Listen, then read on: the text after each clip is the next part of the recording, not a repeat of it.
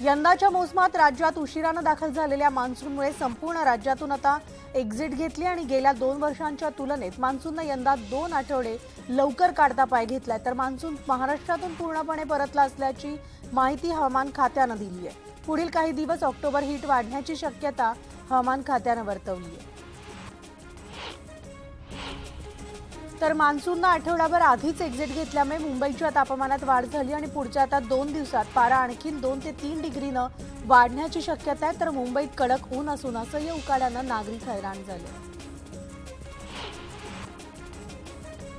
मुंबई पुणे एक्सप्रेसवेवर आज 2 तासांचा ब्लॉक घेण्यात येणार आहे। पुण्याच्या दिशेने जाणारी वाहतूक आज दुपारी 12 ते 2 अशी 2 तास बंद राहणार आहे। तर अमृतांजन पूल आणि खंडाळा बोगदा इथं गॅन्ट्री बसवण्यासाठी हा ब्लॉक घेतला जाणार आहे।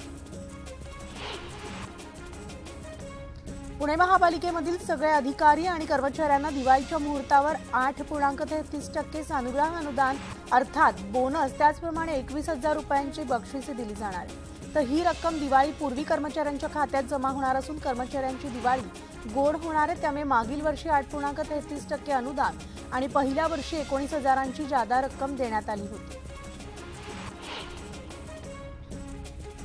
तर दिवाळी तोंडावर असताना सोने चांदीचे दर वर खाली होत आहेत आणि आता सोन्याचा भाव प्रतितोळा 60,000 रुपये असून दिवाळीत कदाचित हा भाव प्रतितोळा 65,000 होईल अशी शक्यता सराफांनी वर्तवली आणि त्यामुळेच आता ऐन नवरात्रोत्सवातच सोने खरेदीसाठी दक्षिण मुंबईतल्या झवेरी बाजार ग्राहकांची लगबग सुरू झाली आहे।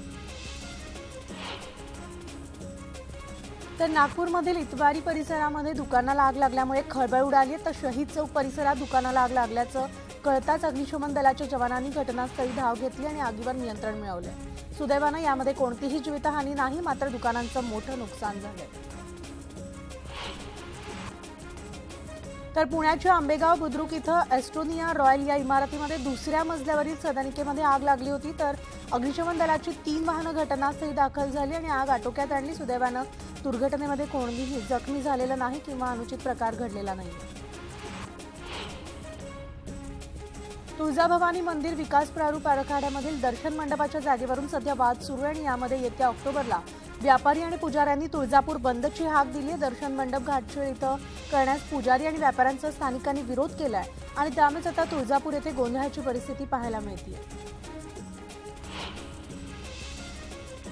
तर मुंबईमध्ये नवी मुंबईत शासन झोपडपट्टी पुनर्वसन योजना राबवण्याचा संकल्प करत असताना सर्वे सुरू झालाय, मात्र आता या सर्वेला रहिवाशांनी प्रखर विरोध केलाय, कारण हा शासनाचा सर्वे नसून खासगी सर्वे असल्याचा आरोप करत धमकावून घरं रिकामी करण्यासाठी जबरदस्ती केल्याचा आरोप रहिवाशांनी केलाय। याबाबत मुख्यमंत्री एकनाथ शिंदे यांना पत्र लिहून दखल घेण्यासाठी त्यांनी विनंती सुद्धा केली आहे।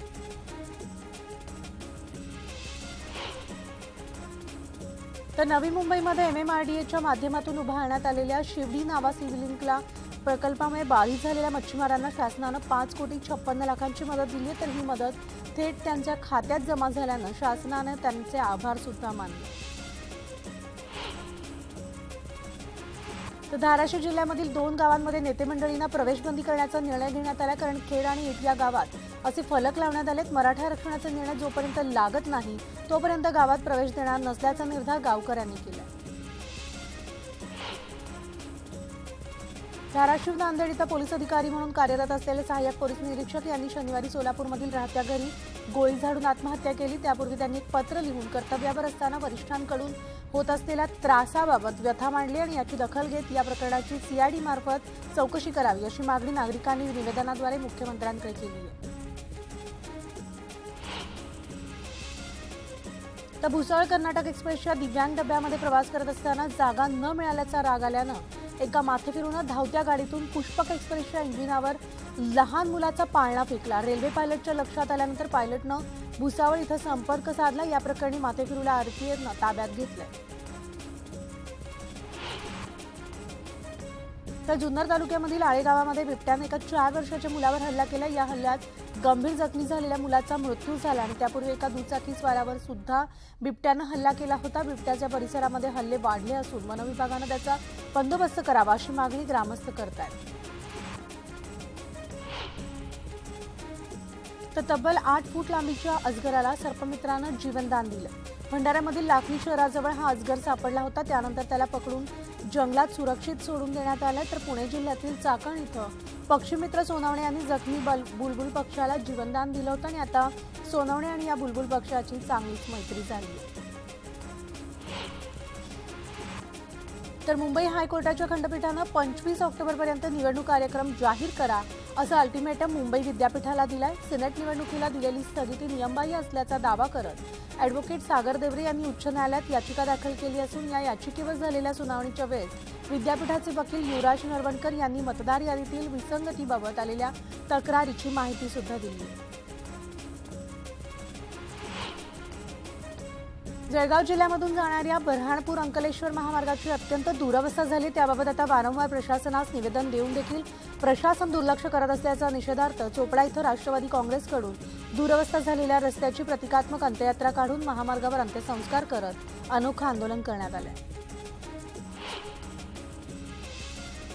तर बोदवड शहरामध्ये वीज वितरण विभागातर्फे विद्युत पुरवठ्याचा मेगा ब्लॉक घेण्यात आला. शहरातून एका कंपनीसाठी लागणारे मोठे पार्ट्स घेत 6 टर्बो ट्रक जाणार असल्यानं त्या ट्रक्सना अडथळा निर्माण होऊ नये यामुळे विद्युत विभागाकडून वीज पुरवठा बंद ठेवण्यात आला होता. मात्र रात्रभर नागरिकांना वीजेअभावी राहावं लागल्याचं नागरिकांनी म्हटलेलं आहे आणि त्यामुळे संताप सुद्धा व्यक्त झाला आहे. तर आता Sewri Nhava Sheva Atal Bihari Vajpayee Mumbai trans harbour link हा 21.8 किलोमीटर लांबीचा सगळ्यात मोठा सागरी हेतू डिसेंबर 2023 अखेर वाहतुकीस सुरू होण्याची शक्यता आहे. त्यामुळे आता नवी मुंबई ते मुंबई असा प्रवास 20 मिनिटांमध्ये शक्य होणार आहे.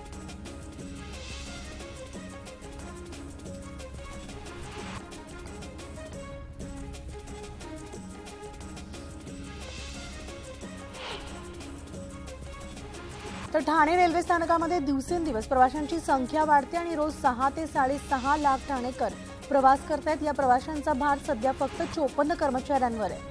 सुपरवायझर आणि बुकिंग क्लार्कची कमतरता असल्यामुळे तिकीट खिडक्यांवरील कर्मचाऱ्यांवर कामाचा रोज ताण पडतोय. ठाणे स्थानकात पुरेसे कर्मचारी पुरवावेत अशी मागणी रेल्वेच्या वरिष्ठ अधिकाऱ्यांनी वारंवार करून देखील त्याकडे दुर्लक्ष केलं जात असल्याचा आरोप होतोय. तर उल्हासनगरच्या शासकीय जिल्हा रुग्णालयामध्ये डॉक्टर आणि कर्मचाऱ्यांमुळे रुग्णांचे प्राण वाचले. तिथे 10 लहान मुलांवर एकाच दिवशी यशस्वी शस्त्रक्रिया करण्यात आली असून यामध्ये हायड्रोसेट, त्याचबरोबर फायमेसिस, लायफोमा, हर्निया, कॅन्झिनेटल अमेरिकन हर्निया यासारख्या विविध आजारांवर शस्त्रक्रिया करण्यात आली. गणेशोत्सवामधील धडकी भरवणाऱ्या डीजेचा आवाज आणि आरोग्यावर घातक परिणाम करणाऱ्या लेझर बीमच्या विरोधात आता वाडेश्वर कट्ट्याच्या वतीनं उच्च न्यायालयात जनहित याचिका दाखल करण्यात आली आहे. तर माजी महापौर अंकुश काकडे आणि डॉक्टर सतीश देसाई यांनी ही माहिती दिली. कोल्हापूरच्या हद्दवाडी विरोधामध्ये पुन्हा एकदा प्रस्तावित 18 गावातील ग्रामस्थांनी विरोध चालवलाय. तर गुरुवारी सगळे 18 गावातील व्यवहार बंद करत आंदोलन केलं जाणार असून हा निर्णय उजळीवाडी इथं झालेल्या एका बैठकीमध्ये घेण्यात आला. पनवेलमधील कोन येथील गिरणी कामगारांच्या 2417 घरांच्या दुरुस्तीचं काम हे म्हाडाच्या मुंबई मंडळाकडून मागील काही दिवसांपासून सुरू आहे. 2417 पैकी पहिल्या टप्प्यात काही घरांची दुरुस्ती पूर्ण करत त्याचा पात्र विजेते गिरणी कामगार तसंच त्यांच्या वारसांना दसऱ्याच्या मुहूर्तावर ताबा देण्याचं नियोजन होतं. मात्र आता हा मुहूर्त मागे पडला असून दिवाळीमध्ये घरांचा ताबा दिला जाणार आहे. तर रेरा कायद्यानुसार महारेरा नोंदणीकृत प्रकल्पांची माहिती अद्ययावत करणं विकासकांना बंधनकारक करण्यात आलंय. दरम्यान माहिती अद्ययावत न करणारे 291 प्रकल्प अडचणीत येण्याची शक्यता आणि संबंधित प्रकल्पांनी 10 नोव्हेंबरपर्यंत दंड न भरल्यास प्रकल्पांची नोंदणी रद्द होण्याची शक्यता. तब्बल 15 वर्ष रखडलेल्या मुंबई सेंट्रल बोरिवली या 6व्या मार्गिकेच्या जोडणीचं काम पश्चिम रेल्वेनं आता सुरू केलंय आणि सध्या प्राथमिक काम सुरू असून काम होणार दसऱ्यानंतर. त्या दरम्यान ब्लॉक घेण्यात येणार असून रोज सरासरी 250 लोकल्स आणि 61 मेल एक्सप्रेस रद्द करण्यात येणार. तर सांगलीमध्ये निर्भया पथकाचे पोलीस गाडी मिरजेकडे येत असताना दुचाकीस्वार आडवा आल्यामुळे पोलीस वाहन पलटी झालं. या अपघातात 3 पोलीस किरकोळ जखमी झाले असून दुचाकी चालक हा गंभीर जखमी झालाय. दुचाकीस्वार मद्यप्राशन करून वाहन चालवत असल्यानं अपघात झाल्याचा संशय व्यक्त होतोय. तर कल्याणच्या कोळीवाडा रोड भागामध्ये एका विवाहितेवर घरात घुसून तीक्ष्ण हत्यारानं हल्ला करण्यात आला. या हल्ल्यात महिला गंभीर जखमी झालेली असून तिच्यावर रुग्णालयात उपचार सुरू आहेत. आणि हल्ल्यानंतर घराच्या बाहेर मिळालेल्या चपलेवरून पोलिसांनी आरोपीला 6 तासात अटक केली। तर डोंबिवलीच्या हेदुटणे गावात देह व्यापाराचं मोठं रॅकेट उद्ध्वस्त करण्यात पोलिसांना यश आलंय। बांगलादेशातील महिलांना नोकरी आणि उपचाराचं आमिष दाखवत त्यांना बांगलादेशमधून भारतात आणून जबरदस्तीनं देहविक्रीच्या व्यवसायात ढकलण्यात आल्याचं सत्य समोर आलं। पोलिसांनी 5ही दलालांना बेड्या ठोकल्या असून 7 बांगलादेशी महिलांची यामध्ये सुटका करण्यात आली। तर मुरबाड तालुक्यामध्ये सगळीकडे धुक्याची चादर पसरलेली असून रस्ते सुद्धा धुक्यानं हरवलेत, कारण कल्याण मार्केट्स घाट रस्त्यावर धुक्याची चादर पसरल्यामुळे अनेक नागरिक या धुक्याचा आनंद घेण्यासाठी बाहेर पडले होते, तर वाहन चालकांना धुक्यानं वाट काढत कसरत करावी लागते। उपमुख्यमंत्री देवेंद्र फडणवीस यांच्या देवगिरी या शासकीय निवासस्थानी कर्तव्यावर असणाऱ्या 2 पोलीस कर्मचाऱ्यांना सुखद धक्का बसलाय। ड्युटीवर असताना त्यांचा वाढदिवस साजरा करण्यात आला। यावेळी उपमुख्यमंत्री देवेंद्र फडणवीस यांनी त्यांना केक भरवून वाढदिवसाच्या शुभेच्छा दिल्या। तर राज्याच्या शासकीय रुग्णालयामध्ये होणाऱ्या मृत्यूमुळे राज्य सरकारला मोठ्या टीकेला तोंड द्यावं लागलं होतं आणि आता यावर खुद्द शिक्षण मंत्री केसरकरांनीच राज्य सरकारला घरचा आहेर दिलाय। डॉक्टरांच्या बदल्या करताना त्या ठिकाणी दुसरी व्यक्ती न नेता बदली प्रक्रिया पूर्ण करण्यात आली, त्यामुळे आता संपूर्ण राज्यातच आरोग्याचा प्रश्न निर्माण झाला असं परखड मत केसरकरांनी व्यक्त केलंय। राज्य मंत्रिमंडळाची आज बैठक होणार आहे। मुख्यमंत्री एकनाथ शिंदे, उपमुख्यमंत्री देवेंद्र फडणवीस आणि अजित पवार यांच्या उपस्थितीत ही बैठक पार पडेल। तर या बैठकीमध्ये विविध मुद्द्यांवर चर्चा केली जाणार आहे। दरम्यान नेमकं काय निर्णय घेण्यात येईल याकडे आता सगळ्यांचंच लक्ष लागलं। तर महायुतीच्या समन्वय समितीची आज बैठक होणार आहे। तसंच महायुतीचं शिष्टमंडळ आज विधानसभा अध्यक्ष राहुल नार्वेकर यांची भेट घेणार आहे आणि दुपारी ही भेट होईल। विधिमंडळामधल्या विविध समित्यांमधील आमदारांच्या नावाची यादी अध्यक्षांना दिली जाणार आहे। मराठा आरक्षण उपसमितीची पहिली बैठक आज पार पडणार असून मंत्रालयात दुपारी ही बैठक पार पडणार आहे। बैठकीमध्ये मराठा आरक्षणासाठी नेमण्यात आलेल्या शिंदे आयोगाच्या कामकाजाचा आढावा घेतला जाणार आहे। तसंच मराठा आरक्षणासाठी काय पावलं टाकण्यात येतील याबद्दल सुद्धा बैठकीमध्ये चर्चा होणार आहे।